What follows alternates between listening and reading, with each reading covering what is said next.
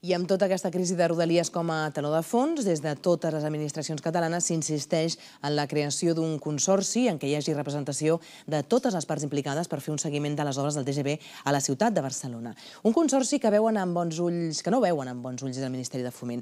El que avui hem volgut fer és recordar un consorci similar que sí que va tirar endavant i ho reclamava. Parlem del Holding Olímpic, el grup empresarial que va gestionar tot el canvi que va viure Barcelona al motiu dels Jocs Olímpics, un model que va ser clau per fer possible l'èxit dels Jocs i la transformació urbanística. A mi em sembla que tot el que sigui acostar al centre de decisió qualsevol obra d'envergadura en el lloc on es produeix és bo. I a Barcelona vam tenir la sort, o pels Jocs vam tenir la sort, de que les relacions amb els ministeris, fonamentalment amb el de Foment, van permetre que les obres es projectessin, dirigissin i executessin des d'aquí i el Ministeri les financés amb la part que les havia de finançar. Lo important és que funcionava com una verdadera societat, com una empresa, amb un president, uns directors generals, unes empreses filials. Per tant, era un funcionament absolutament empresarial, amb uns objectius fixats clars i punt. Les obres es projectaven, com ha dit ara el Lluís, es projectaven, contractaven i gestionaven aquí. Ara això no passa. Ara això no passa.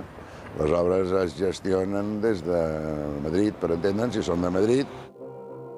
Obres d'aquesta complexitat urbanes, doncs sembla que demanarien una estructura similar a la que parlem d'aquella època, que no és un consorci, que és una altra cosa.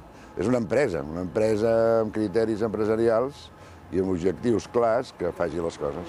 El criteri que se seguia era intentar crear empreses, societats anònimes per poder agilitzar tot el procés d'una obra com les que estàvem fent, des de les expropiacions dels terrenys fins a la contractació de les obres, la projecció de les obres, etc.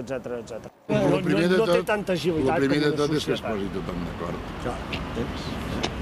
amb el pla d'infraestructures del país i a partir d'aquí fer-lo. Això arribarà a això, una mica de consens i aleshores, escolta, quan hi ha consens... Una mica no. Som imparables, total. Consens no, una mica no, tot. Si no, malament. Més coses.